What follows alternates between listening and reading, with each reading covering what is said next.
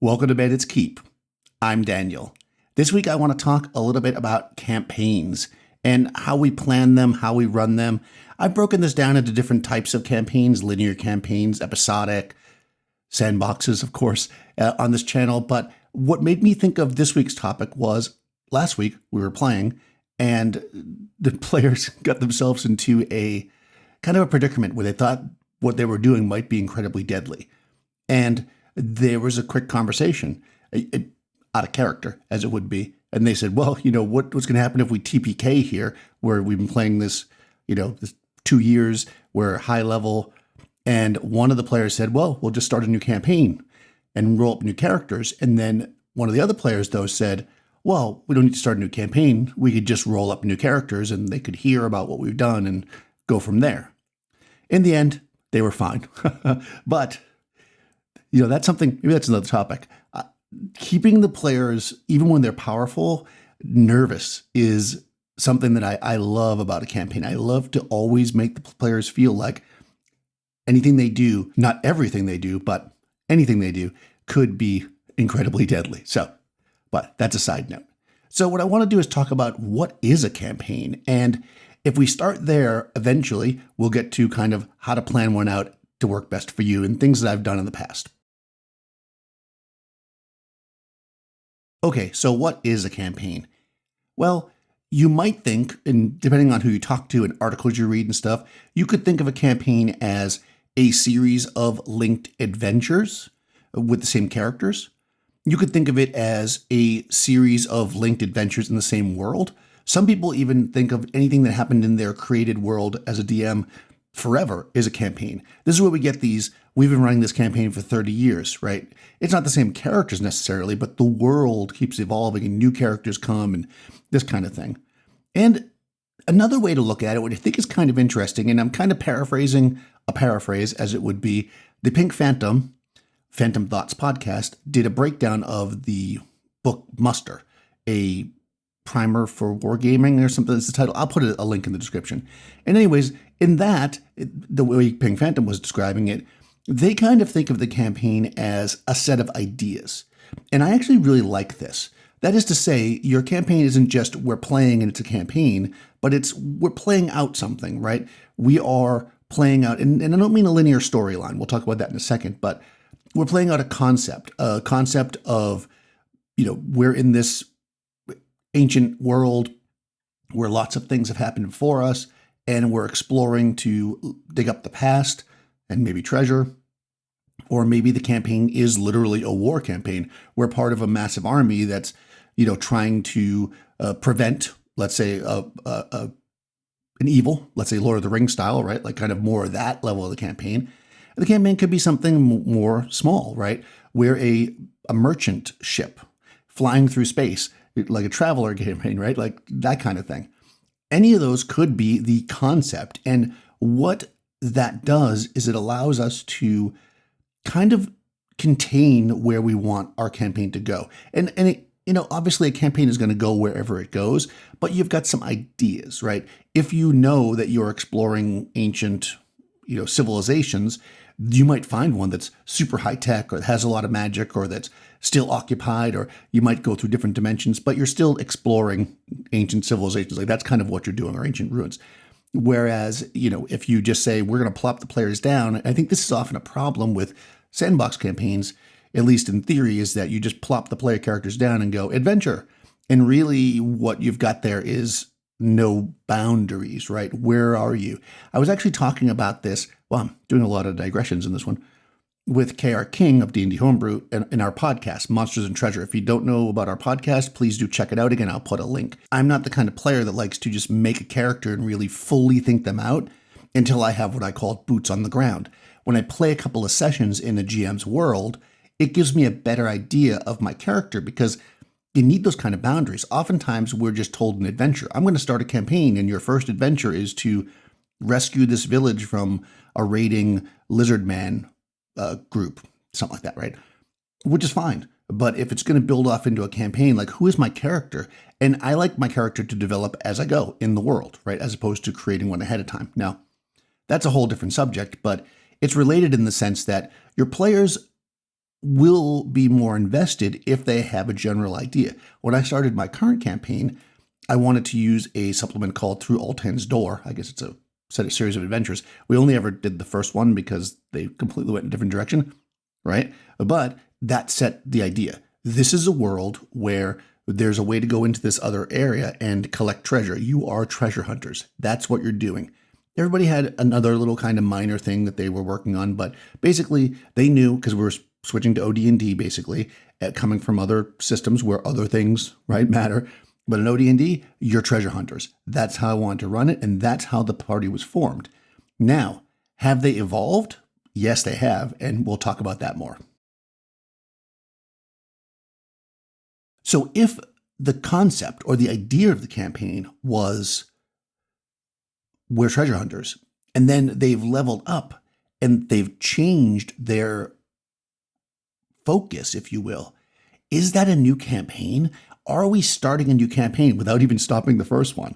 This is kind of interesting, and in a way, and I'm not saying you literally need to draw lines, but in a way, I think this is something I've been struggling with as of late as I develop my game, is that I find that in D&D, unless you're going to run adventure path, like linear kind of quest, if you're running a sandbox, what the player characters inevitably will focus on, what they want to do, will change as they level up. That's been my experience. Maybe you have a different experience. Let me know in the comments. But early on, they don't have any treasure. They don't have any magic items. They're first level. They're trying to level up. So that's when you've got we go into the dungeons or wherever. We're going to steal treasure. We're going to fight foes to get experience points. We're going to find magic items. We're going to get more powerful.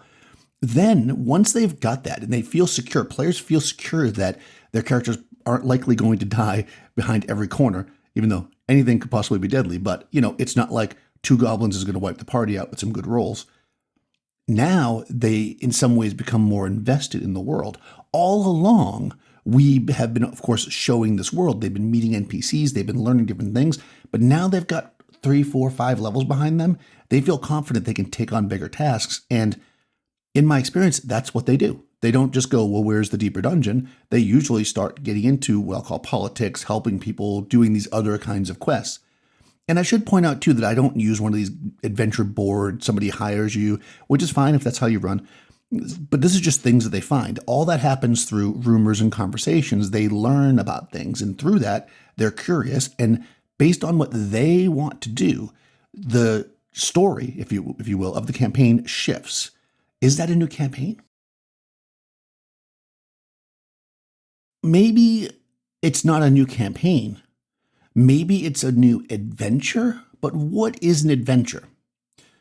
This is another big one, because in BXD&D, which is the one I normally use when I'm talking about kind of philosophy of stuff here, they talk about that player characters should level up every 4 or so adventures. And I believe in that context, they're talking about sessions. Delve into the dungeon, because again, basic is dungeon delving. Delve into the dungeon, get your treasure, come back home, do that 4 times. Some people should be leveling up. That seems to be a good pace. And actually, when I look back at my campaigns, that's pretty consistent that is the way it works. So it's kind of weird that still works out. But in any case, I don't think that adventure, as I'm going to describe it now, is a session. So I just want to put those 2 different things here. Here I'm talking about the adventure is a task, and it might be a 1-session task. Maybe the adventure is bringing a caravan from one place to another or exploring an unknown tomb. But the adventure might be, especially at higher levels, removing from power an evil high priest. The adventure might be scouting out a enemy base, which is what my player characters are doing right now. They know about this slave trade going on. They want to stop it. And again, nobody hired them to do it. They see it's a bad thing and they want to stop it. So they know that these slavers are going to this hidden base. They need to find out where it was. So this part of the adventure, which is probably run, or this adventure we'll call it, this part of the campaign, has run 5 or 6 sessions now, where they used a boat to travel to an island, do some research, to follow some clues, to finally come up into the base. They are doing reconnaissance. And actually, when they got there, some of the player characters were like, we should just start, attacking these guys and take this place. And then other ones were like, well, remember, we just came here for recon. We should figure out what we need and come back. level heads keep player characters alive. So when they leave, which they haven't left, and they get back to safety, that's the end of the adventure for me. That's when I would give them experience points for gold. I do experience for combat immediately, but experience points for gold, I give them then. That's kind of when the adventure ends, right? Their adventure isn't destroying the slave lords. Their adventure is going to recon. The campaign, if you will, if you're picking a single topic here, would be defeating the slave lords. So are we running multiple campaigns on top of each other without actually breaking and going, this is what we're doing? And I think on some level we are. So I think when I look at long campaigns I've run, it's not really one campaign if we think of a campaign as an idea, but rather a bunch of campaigns that run one right after the other. As the player characters change and evolve, they effectively become new people, new characters. They change their goals. They change what they want to do. Their power level obviously changes and their influence changes. Now we're running, in a sense, a different campaign. So in the end, I think that to plan for a campaign is to plan for what we'll call arcs. I don't usually like to use that kind of terminology because I don't plan them the way that you would for like a story. Here's an arc, here's an arc. They kind of happen naturally. But the idea being that plan for the beginning. Think about what the goals are. What is the focus of the campaign? In my case, we were starting at first level. They were going into dungeons to get treasure, to hopefully get rich and more powerful. That is the campaign. The campaign is that. When they have achieved that goal, you don't necessarily have to start over, and obviously you're kind of working this as you go. But think about the next portion of play as a different campaign. What is the overall structure here? What is the goals? This will help you prepare things, right? At a certain point, I knew that I could see that the player characters weren't just diving into every dungeon they saw to get gold because they didn't see that as interesting. Instead, I saw them linking up with rumors about, evil doings and priests running towns and magic and this and that. So this became the new focus of the campaign for them, which means it became for me. So my planning shifted more to, okay, let's flesh out some of these NPCs and these towns and stuff they're going to.